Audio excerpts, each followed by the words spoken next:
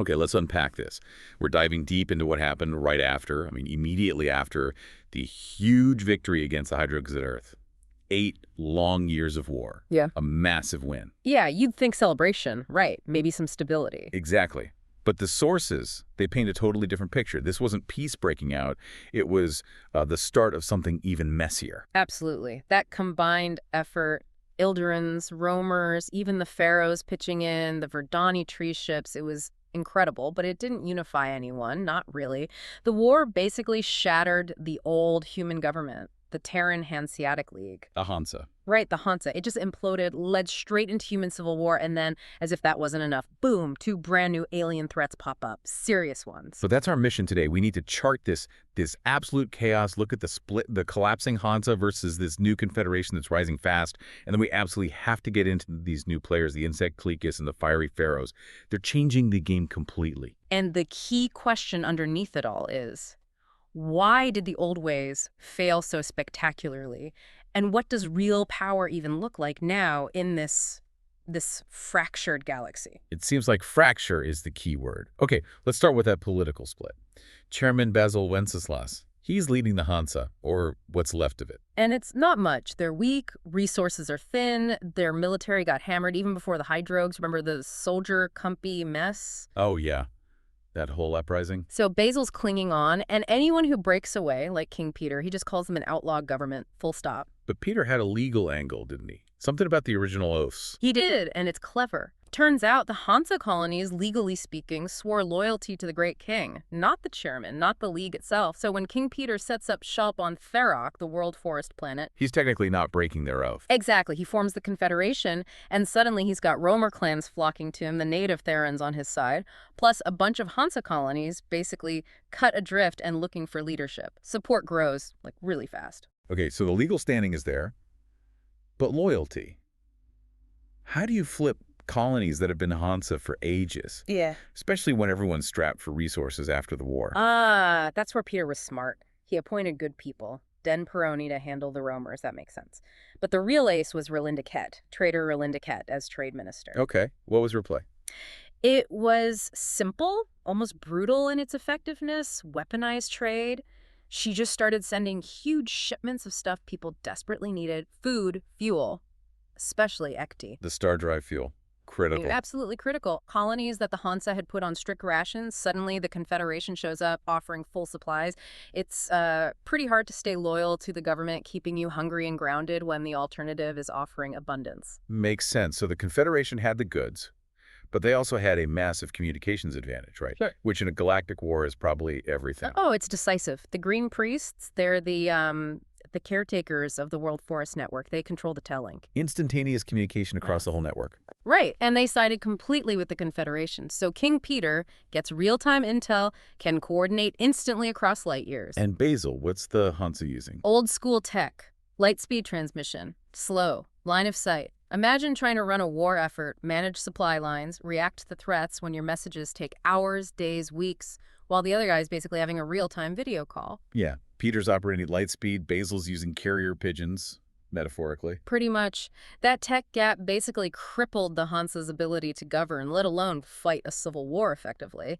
Overnight, they were obsolete. And that desperation, that isolation, it leads to some dark places. General Lanyon's mission to Usk, that agrarian colony that tried to break away. What happened there? Just making an example. It was grim, more than just an example. It felt like Basil lashing out, trying to prove the Hansa still had tape.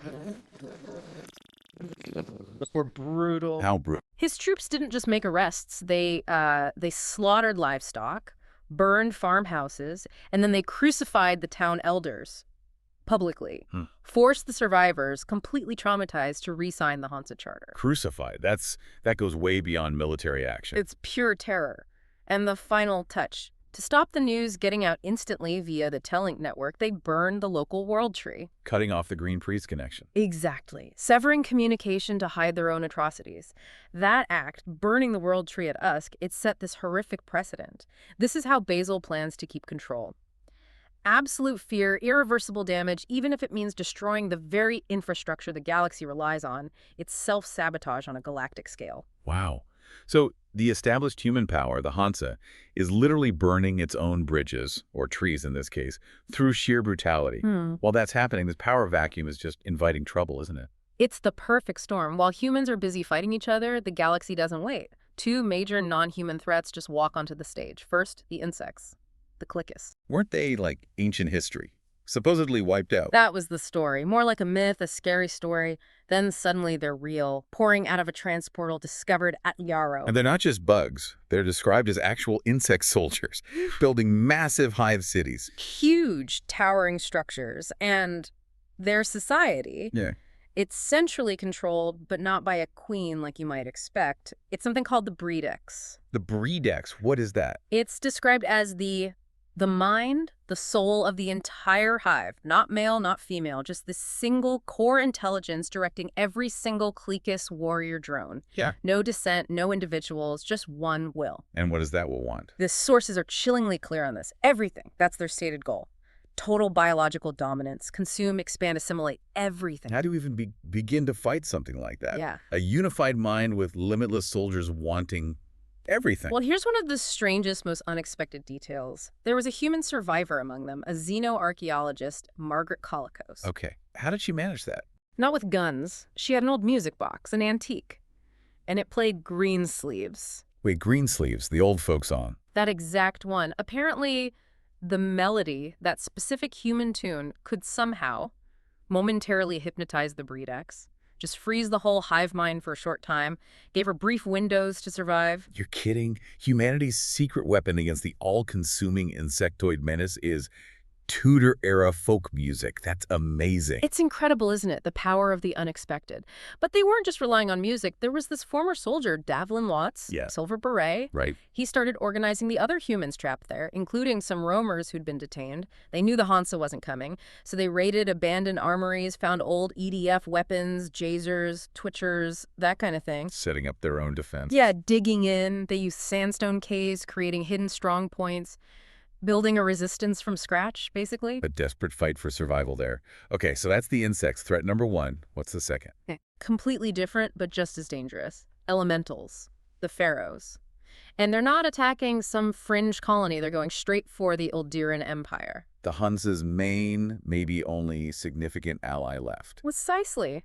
And this isn't some random elemental force. It's being led by Rusa. Rusa. That name sounds familiar. Wasn't he an Ildiran? He was an Ildiran designate, famous for flying his ship straight into a sun some time back. Everyone thought he was dead. Apparently not. He came back as fire. As a flaming avatar, an elemental incarnate leading Faeros' warships against his own people. He attacked Ildira itself, horrific scenes turning Ildiran crew members into, the sources say, purifying flame. Pure nightmare fuel.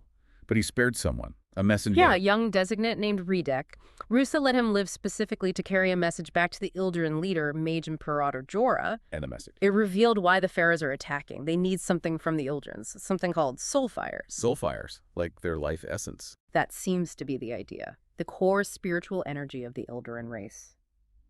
And Rusa claimed he could now access them, rep them free, because of new connections formed among the Ildirans. Wait a minute. Is this connected to the Green Priests again? The telling network they created? That's the devastating irony. The very network that gave the Confederation its edge, that helped defeat the Hydrogues, seems to have created this unforeseen vulnerability for the Ildirans.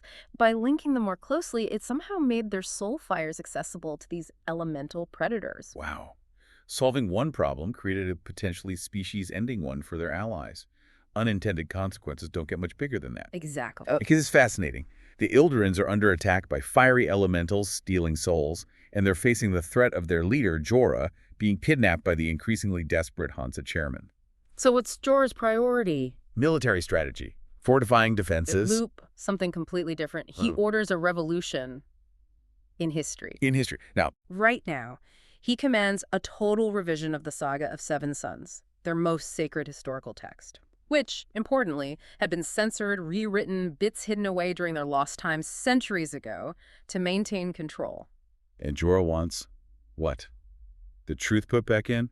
All of it. Mm. The full, unvarnished, uncomfortable truth. He specifically mentioned including things like the Dobro breeding program, which was shameful for them, and the details of a treasonous deal made with the Hydrogues way back. Why? Why risk tearing Ildiran's society apart by digging up all that dirt, especially now? It seems Jora'h believes they can't move forward, can't survive, based on historical lies. It's this radical act of intellectual honesty.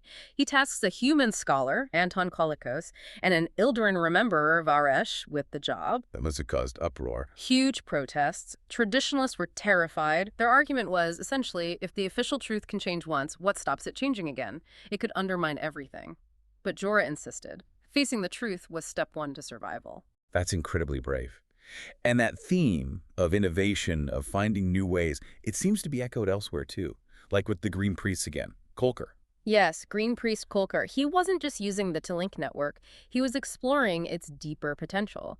Using his prismatic medallion, he dives into the connections within the world forest. And finds what? He discovers and maps out this deeper layer of consciousness, calls it the light source, interconnected by soul threads of something called sysimum. Okay, this systems, break that down. What is it, and what did he do with it? Think of the systems as the fundamental fabric of connection, the shade consciousness flowing through the network.